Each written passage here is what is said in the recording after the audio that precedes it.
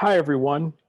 Welcome to the SAEM Research Learning Series course online lecture titled Strategies for Making the NIH K to R Transition. As we begin today, please write down and save any questions you may have for the end of the presentation. You can either enter them into the chat box or unmute yourself and ask your question. This presentation is being recorded and will be available shortly following today's session.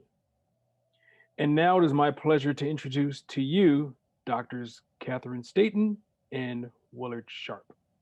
Dr. Staton is an associate professor in surgery, neurosurgery, and global health at Duke University. Her primary appointment is in the Division of Emergency Medicine, where she also serves as the director of the Duke Gemini Global Emergency Medicine Innovation and Implementation Research Lab, and the vice chief of faculty development. Her research is focused on integrating innovation and implementation methods into emergency and health systems globally, specifically for trauma patients. Dr. Willard Sharp is an associate professor in the Department of Medicine and Section of Emergency Medicine. He attained his PhD in cellular biology and anatomy at the University of South Carolina, as well as his MD. He completed his residency at the University of Michigan. He runs a basic science and translational research lab at the University of Chicago, investigating cellular injury following cardiac arrest and resuscitation. Dr. Staton and Sharp, I will now turn it over to you.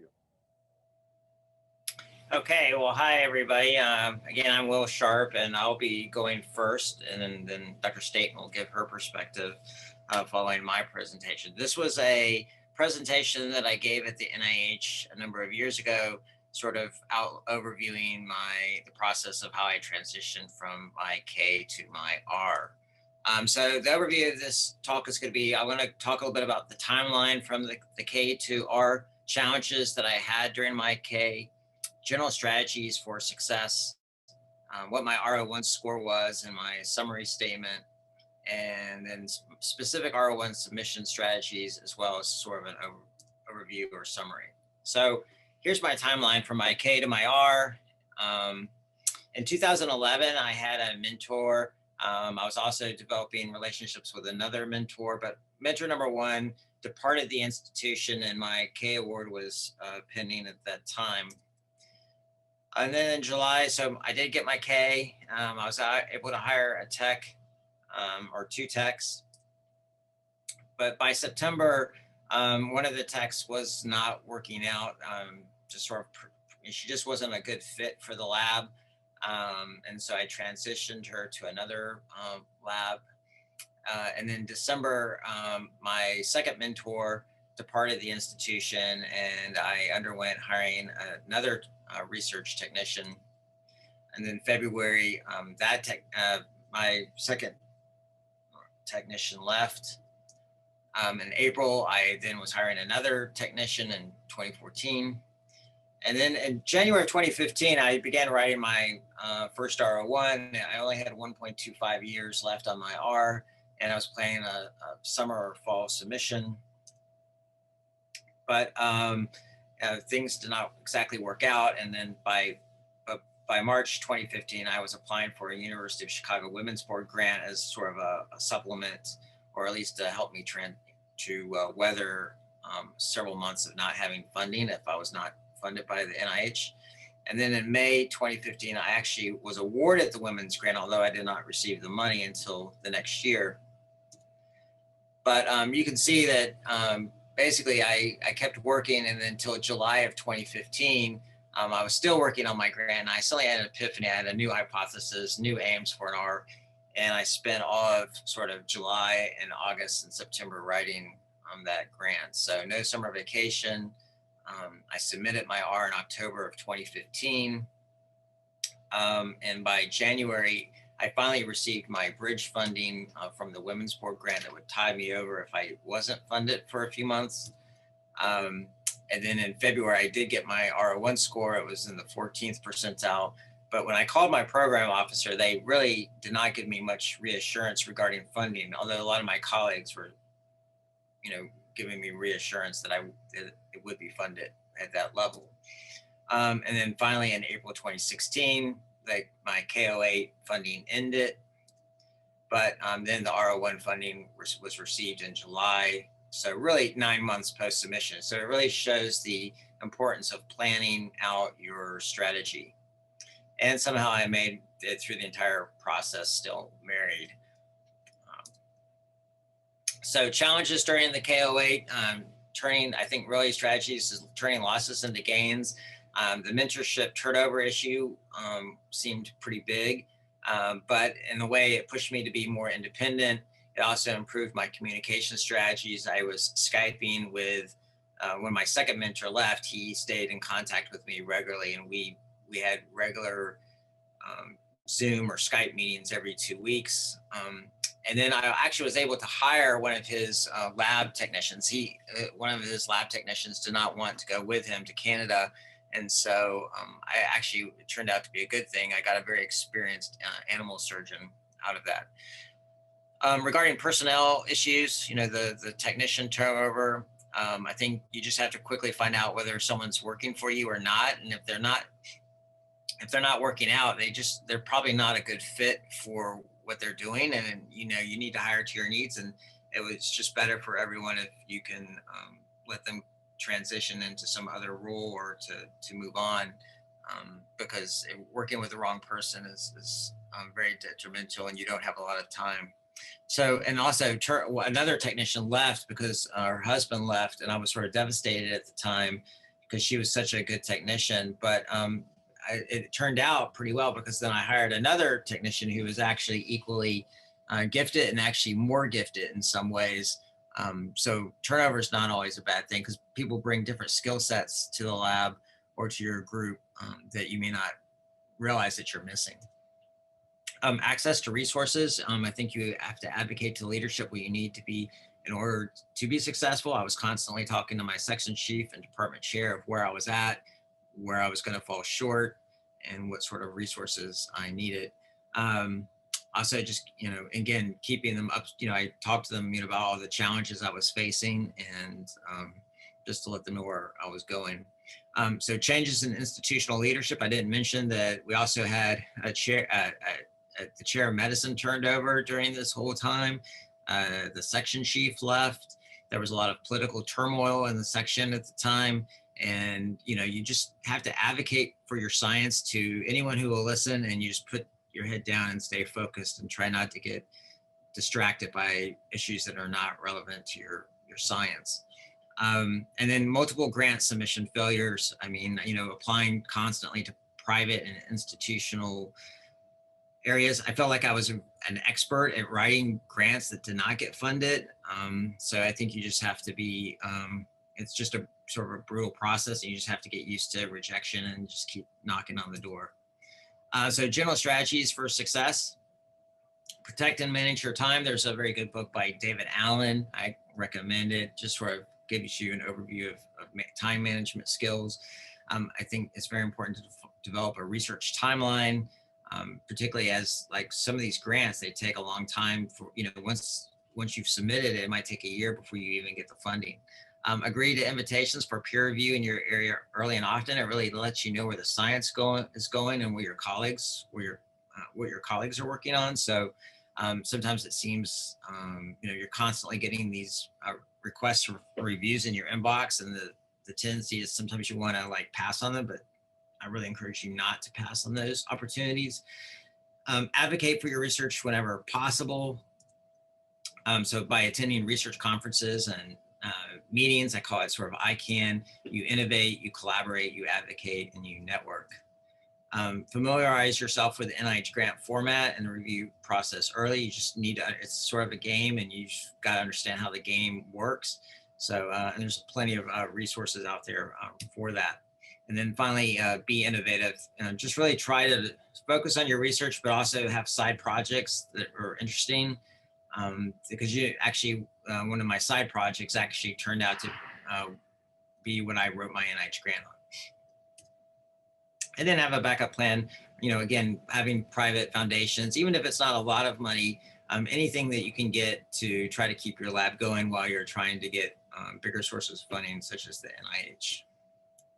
So I got my NIH R01 summary statement. I kind of went over, it was sort of this, the strengths. Reviewer 1 was highly enthusiastic.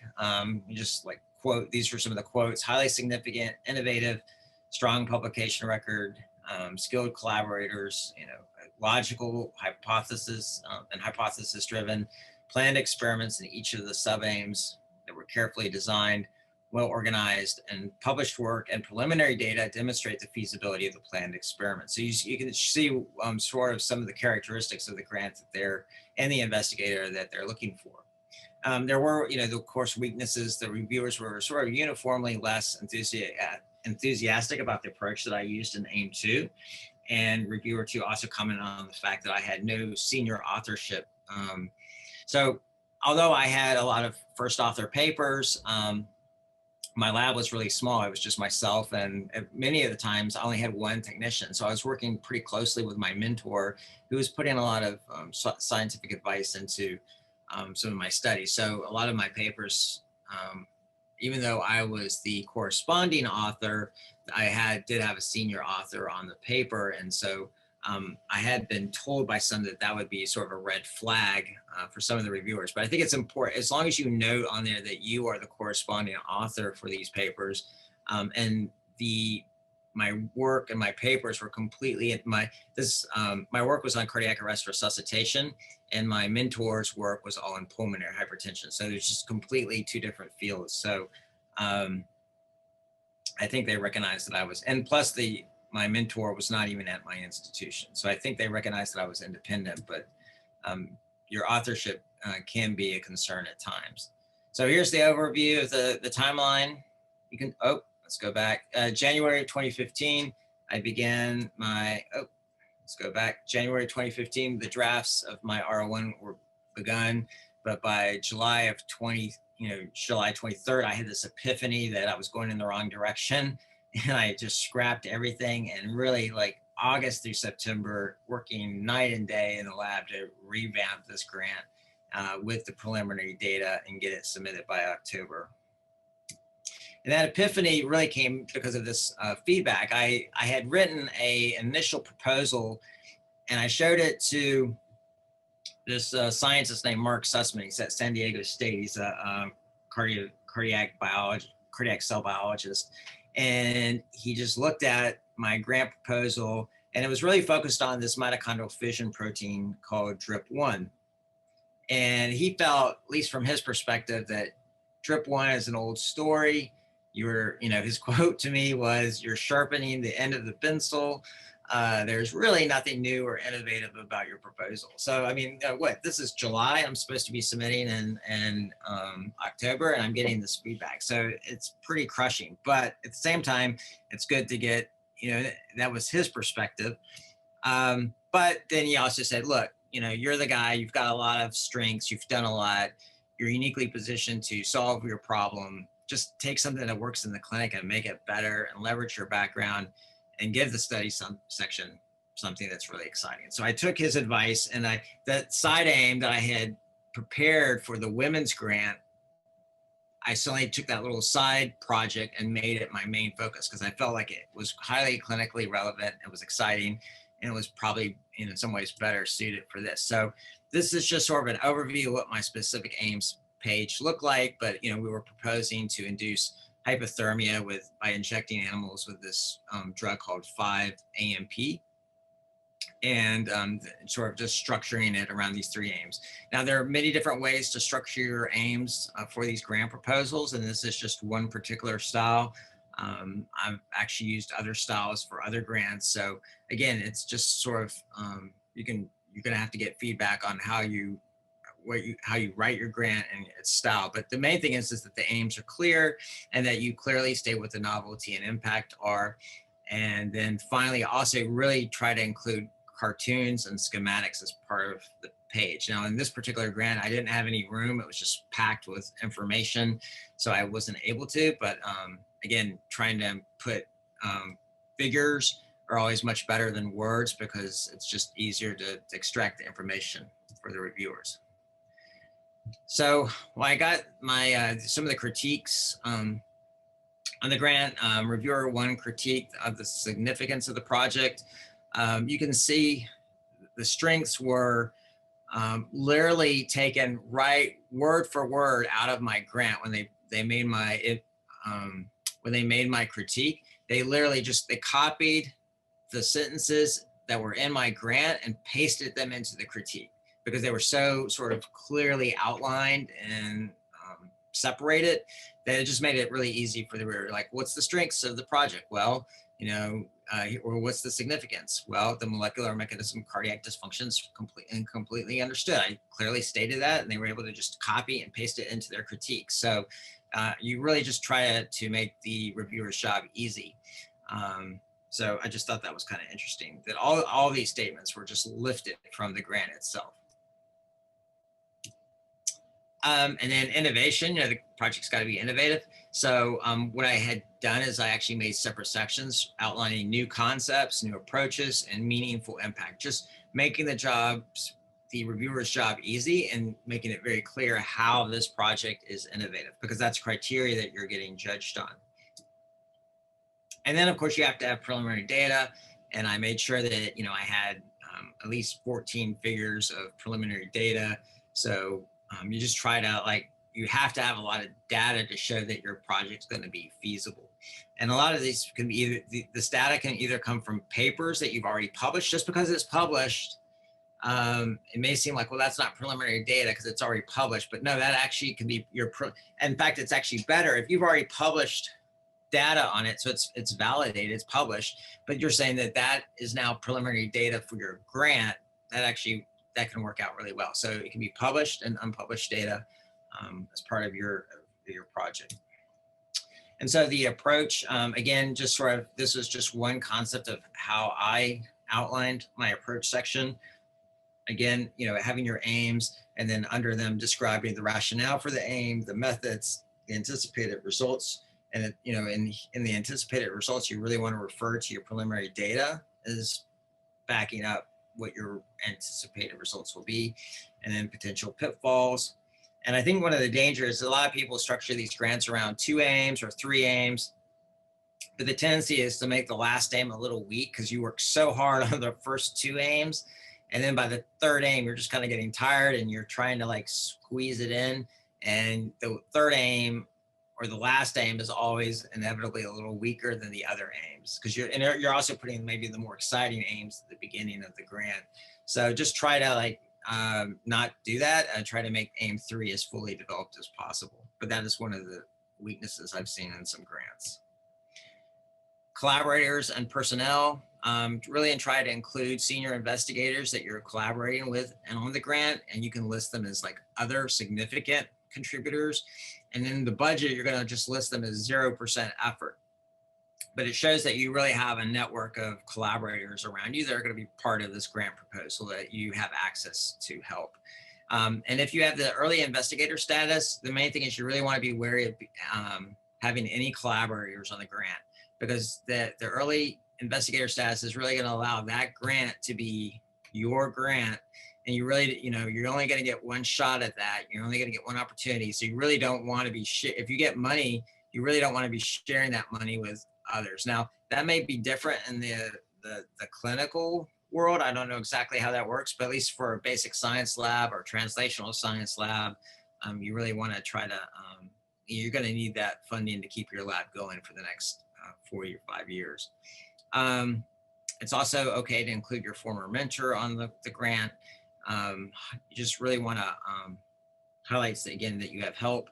And again, don't wait to the last minute to get the CVs and the letters of support. You really want to do that up early and try to get that done.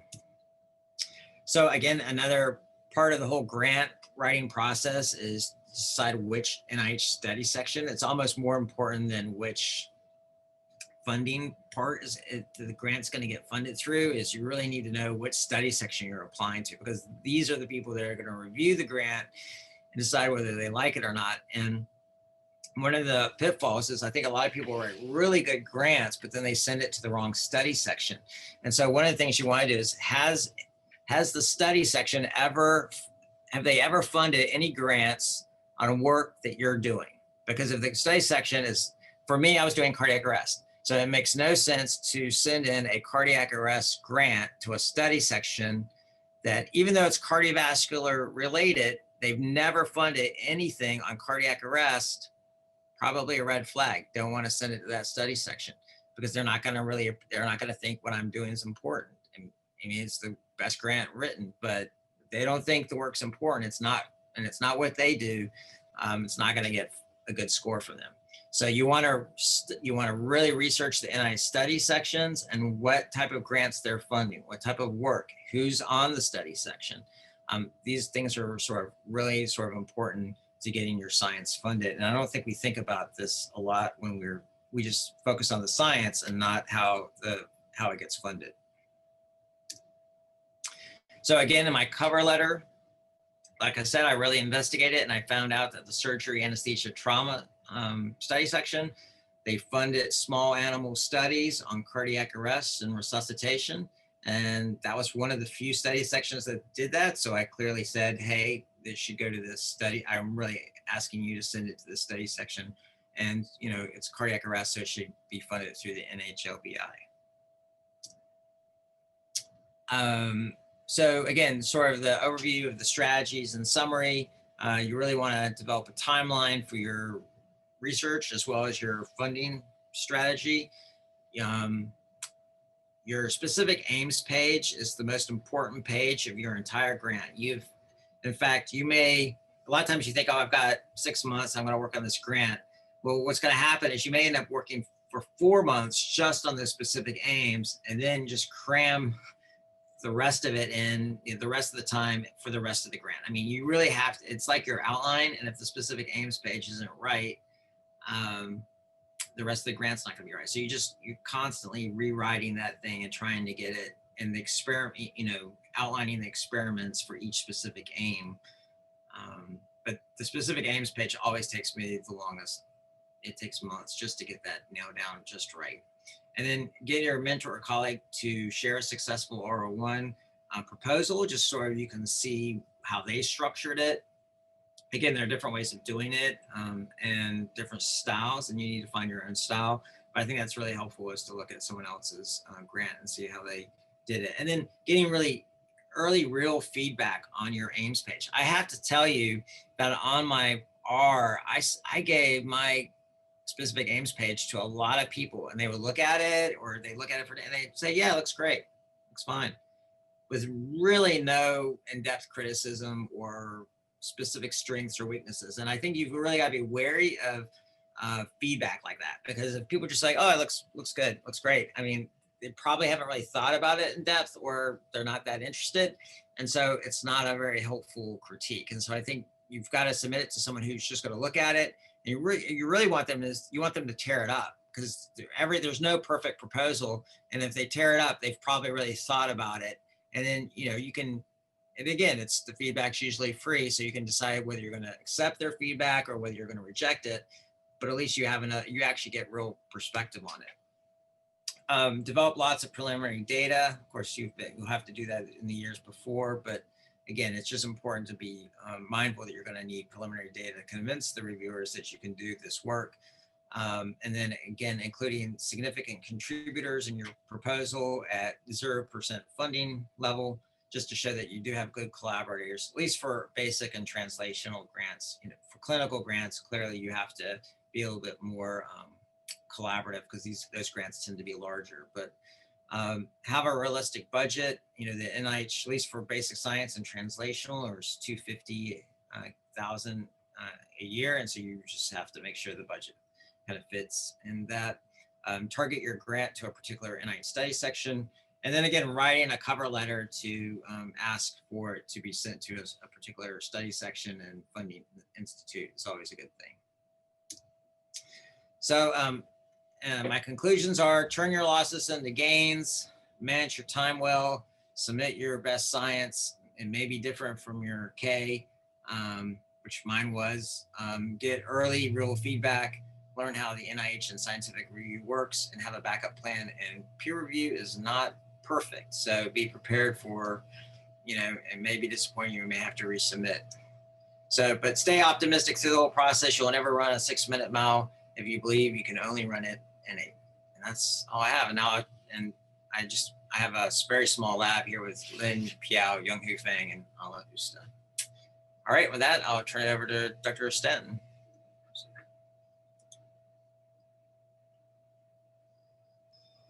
Excellent, thank you. I'm just going to take a second to bring up my slides and I will get started.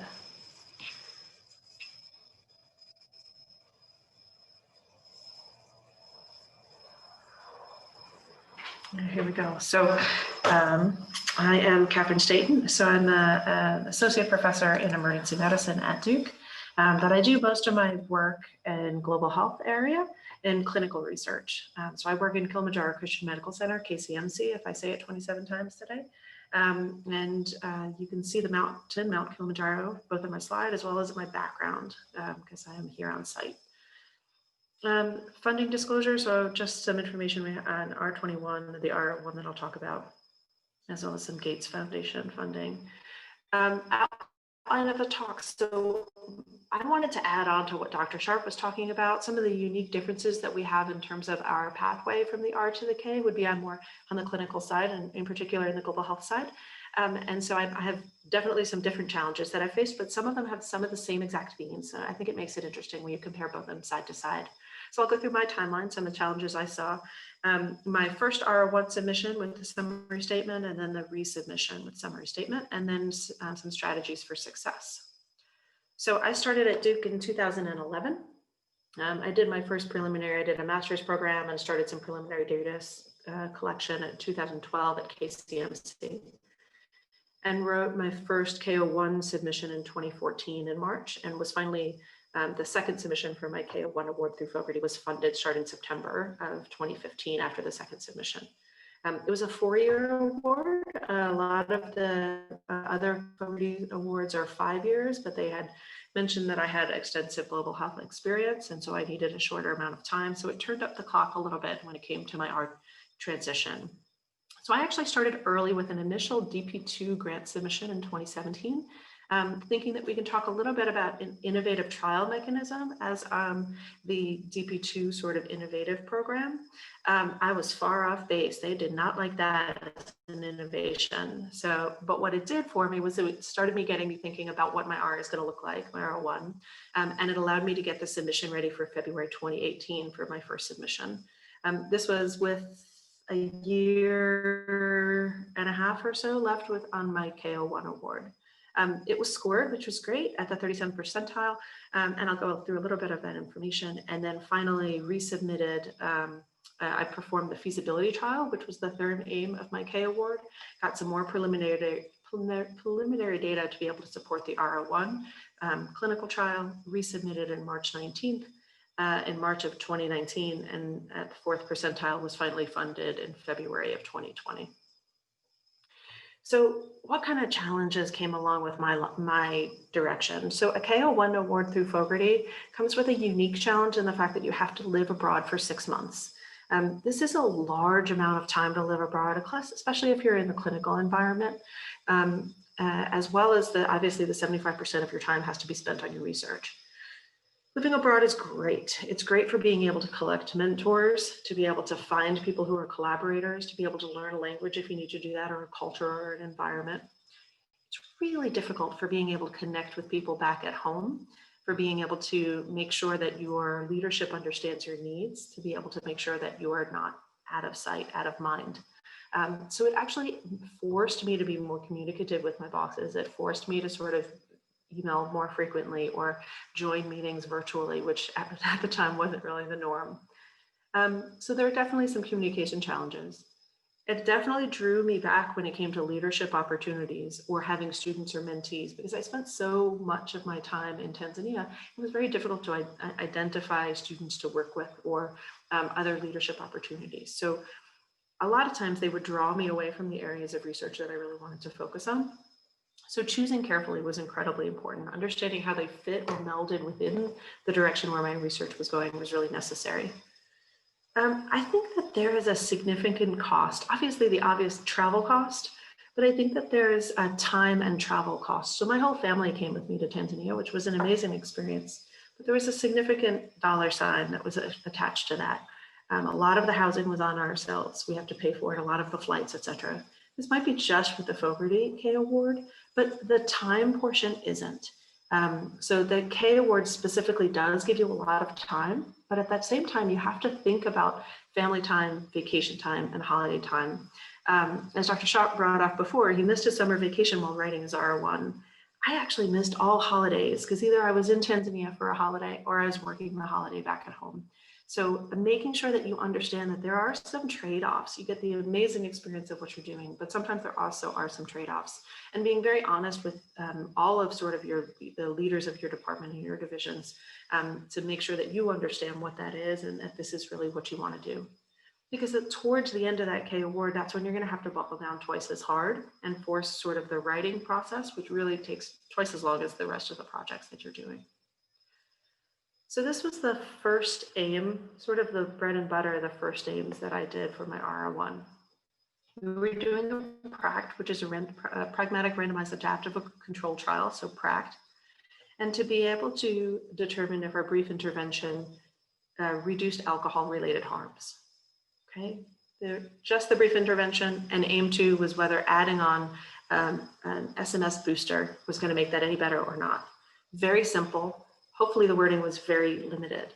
So the innovation for this, because this actually is an intervention that is done in the United States, it's done in high income countries. The innovation is the fact that this is the first done in a low and middle income country, and definitely using an adaptive clinical trial mechanism. Well, so this was the scoring. So you obviously have 5 different areas that you're scored on: significance, investigator, innovation, approach, and environment. And I brought some of the unique sort of statements that have come out of the reviewer's response. And the scores are listed here as well. So obviously the best score is a 1 all the way up to a 9. And you look to get funded depending on your institute, anywhere 1, 2, or 3. The responses and sort of the areas to improve didn't exactly fit with the numbers. A significance of 4 went around with a BNI is recommended worldwide, or the intervention I was doing is already recommended. So that would seem to be innovative or seem to be significant, but the scores didn't say so.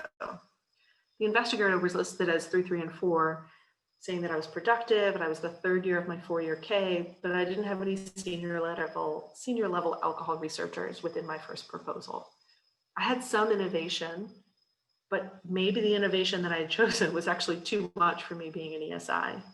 And then finally, my approach, good formative work, but they didn't get it because I was doing a representative sampling. I wasn't going to be oversampling women, but then they were angry that I didn't have enough women in the population. So they just didn't get what I was trying to sell or how I was trying to sell it.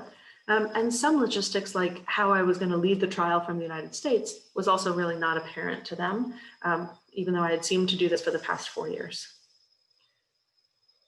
So I went about making revisions. The things that I included in the revisions were obviously the new data that we got from our feasibility trial. I went to what we do at our university, which is a pathway to independence, where you sit and you take your ripped apart proposal and you give it to other people who are NIH funded, and they rip it apart even more, and they give you feedback. So people you don't know in areas that might or might not be similar to what you're writing on. And it was the most horrifying thing to have them rip apart something I worked so hard on and I thought it was ready to go. But I got such good feedback. It also triggered me to go and ask more people. So I asked more people within the Global Health Institute and more people within emergency medicine to give me as much feedback as they were able to, so that I could sort of pull it together. Unfortunately, at some points during my process, much of the information was contradictory. So I would have one person telling me to do something and one person to tell me to do the exact opposite. It allowed me to get some in-depth thought in that area and actually better describe it so that I could address both of the ideas that were displayed that were contradictory, because it was more of my difficulty in explaining the process rather than really what the underlying science was. So my second aims It's almost exactly the same. The biggest thing that I adjusted was that I added mediator and moderator analyses to both. And then at this point, I had been able to name my intervention because I finished it with my K award. I'd finished doing the feasibility trial. We had a formal version of this intervention, and it felt more real in terms of being able to have a product that we're selling that is ready for trial. And at that point, with the second submission, the scores seem to be much better, better around the investigator, better around the significance, which most of it was better at grantsmanship, because actually I hadn't changed my trial at all. I hadn't changed my mechanism. I hadn't changed pretty much anything except for the grantsmanship and the wording and adding some more of the preliminary data. So some of the questions we had from the first grant were still in the second grant, like how am I going to lead the trial from the United States? But that seemed to be sort of something that was an ongoing issue that I probably wasn't going to solve. So when you're editing it, some of the scores that you end up receiving don't make any sense. So as I took a look at a lot of the editing when I was doing from the summary statement, I had to read the review multiple times. I read it first to understand what they're trying to say. Then I tried to read what they tried to mean, because a lot of times what they were saying actually it wasn't what they meant. It wasn't what they were trying to say or what they had written down. There was something underneath that they were trying to get to.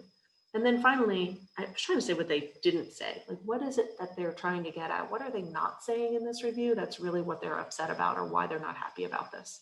So this first edit on top, which I just clicked for you to see, this is someone who gave me a 2 in significance, but had no weaknesses.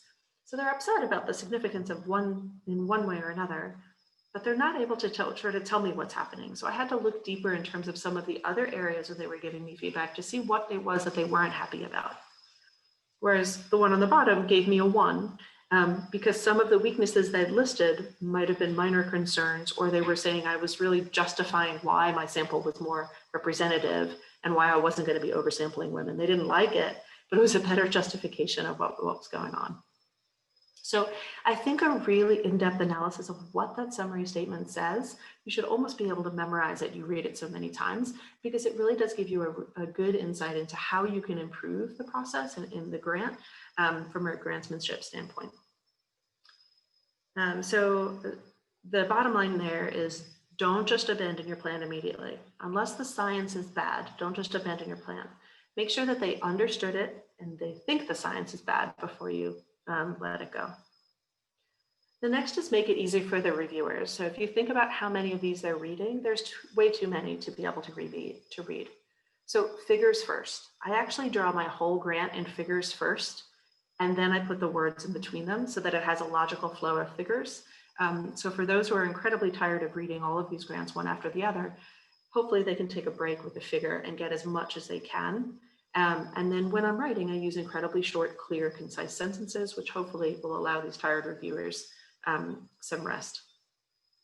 Similarly, just as I showed in one of the earlier reviews, specifically, some of the small inconsistencies and mistakes might make them sort of sour on the review on the grant. And they might be giving you a score just based on being soured on an inconsistency they see or multiple times, rather than actual problems with it or incomplete methods. So having people go through with a fine-tooth comb and try to identify any inconsistencies, challenges with typos, anything like that is actually really important as your final steps, so you make sure that it is as clean as possible. So the scientific principles, the reason why you're doing the grant, the innovation and the methods are key to the grant. Obviously, people like people. So if you have good investigators in the environment and you can describe them really well, that's probably not going to destroy your grant. Most of the time, it's going to make sure that the why you're doing it, the how you're doing it is going to be the most important. And making sure that mentors weigh in on these methods and or have a good methodologist and statistician on board. So strategies for success. So some of these, for me, were very different from Dr. Sharp, and some of them were similar. I agree 100%. Protecting and tightly managing your time. It's incredibly important to know exactly what you should be prioritizing, working on, and what's going to get you to where you need to be. For me, because I didn't hire a team in the lab, I did develop a good team around me though.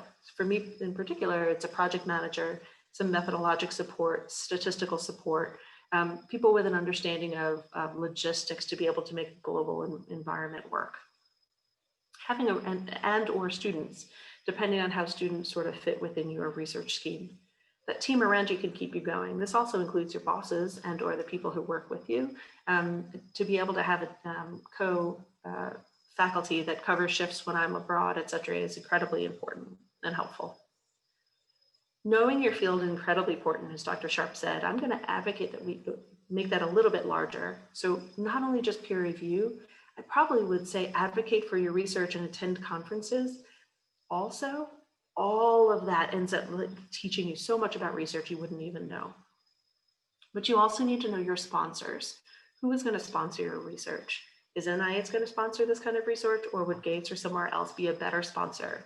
If it's something that's more impactful, Gates would be great. If it's something that's probably more innovative, NIH would be looking there. So you not only have to know your field, but where your field interacts with the potential sponsors. Networking is amazing and incredibly important. I would have to say the project officers have been incredibly helpful. Because I got my 40K award and I went to a different institute for my R award, it was really important for me to reach out and be like, hi, I've never met you before, but I'm going to be applying to NIAAA.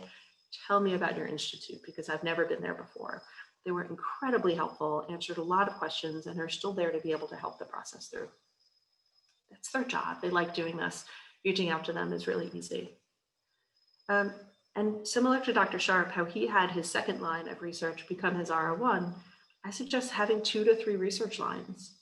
First, because not only are you going to have to be able to be flexible and move back and forth depending on what happens with the science, but you might need a second R01 to be able to keep your lab going depending on the size of your lab, whether it's a clinical lab or it's a basic science lab, or how much funding that you have or need.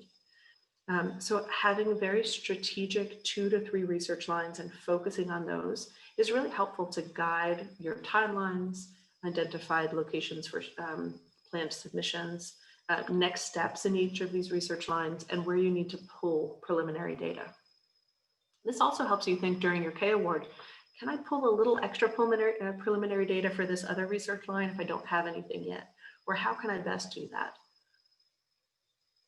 The next is, for me, always challenging your methods. So we like to innovate within our group, and that comes from anywhere from different clinical trials methods to using data science to using predictive modeling, which is one of our newest grants. Not an area that I know incredibly well, but if we can get people who do know that area and try to learn their science and link with our science, it makes incredibly innovative research proposals. So being open to collaborating, being open to learning and challenging your science to be more innovative works incredibly well, and it shows within a grant. And then finally, this is actually fun. A lot of us like this. This is why we do this all the time, but you do need to celebrate each submission and each step.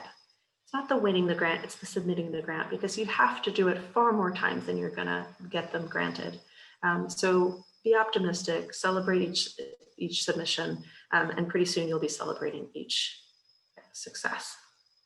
So thank you from a portion of my research team. It's been an honor to be able to work at KCMC as well as at Duke to be able to continue the knowledge generated here. Happy to answer any questions. All right, well, thank you, Dr. Sharp and Dr. Staten for this very informative presentation. And we will post this presentation up on the SAM website. And hopefully we can push it out to all of our members and they can reference it for any future grants that they're looking to apply for. Okay, so that'll be it. Thank you both, and hope you both have a great